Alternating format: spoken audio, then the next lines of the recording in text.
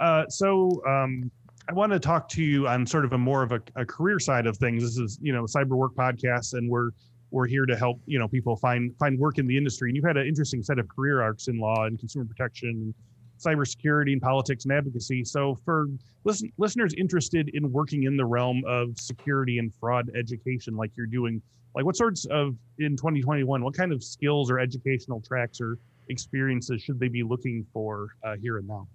Well, it certainly doesn't hurt. In fact, it helps a great deal to have a technology background. Sure. And, some kind of experience in the space. Now, I know that a lot of people are, getting advanced degrees in cyber now, and a lot of institutions offer them. But I do think that it's very important that you get some real life work experience in the space. First of all, to decide if you like it. It is definitely a growth industry. Right.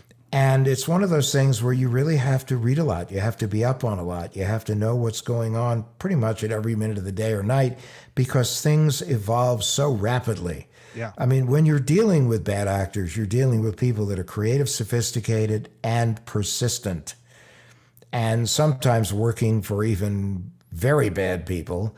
And part of it is because there's so much money on the dark side, even more than the light side. Military experience is also something that is extremely helpful, especially if you worked in technology in the military. Having a legal background is also helps, but I'm not telling everyone to immediately run out and go to law school. Right. That would be great for the law schools. They'd love to have your tuition funds, but those are the kinds of, frankly, education backgrounds are important too, because now you understand how to study things, to distill things, to make them more understandable by people. I mean, the part of this that is going to be so critical in years to come is we all have to cooperate, collaborate, and communicate. Yeah. Because it's really about as being as much in the know as humanly possible. And also understanding the fact that, and I think Bruce Schneier, who's one of the lions in our space in cyber, has always said, if you think throwing money at technology is going to solve your security problems, then you don't understand security and you don't understand the technology. Because so much has to do with human nature, working with people, yep. and understanding that people are your first line of attack if you're a bad guy. But they are also, for an organization, oftentimes your last line of defense. So that's why what you and your company do are critically important. It's so important for people to understand what the threats are, right, and what some of the solutions are, and what to look out for, what the red flags are, the kinds of things that you don't do. And the CEO of Microsoft said it, I think, best a while back. He said, look, we all have a shared responsibility. We business, government, and consumers.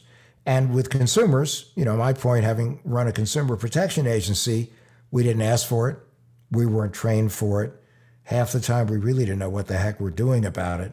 But at the same point, the hair shirt, the ceremonial shaft has been passed, and we have to be part of the process. So it's easy to sit back and everybody point fingers at everybody else. Doesn't matter anymore. We're way past midnight on this. Yeah. We got to stop the finger pointing and start holding hands, because this is a global problem. And as much as, for instance, in the United States, we say, oh, well, we're great at offensive cyber, not so great at defensive cyber, but we're going to get better. The fact is, it doesn't matter if we get better unless we're making sure that the rest of the world is getting better with us. Yeah. Because this is a global this is a pandemic, like COVID is a pandemic. New episodes of the CyberWork podcast are available every Monday at 1 p.m. Central. And don't forget to check out our hands-on training series, CyberWork Applied. Each week, expert Infosec instructors teach you a new cybersecurity skill and show you how that skill applies to real-world scenarios. Go to infosecinstitute.com/learn to stay up to date on all things cyberwork.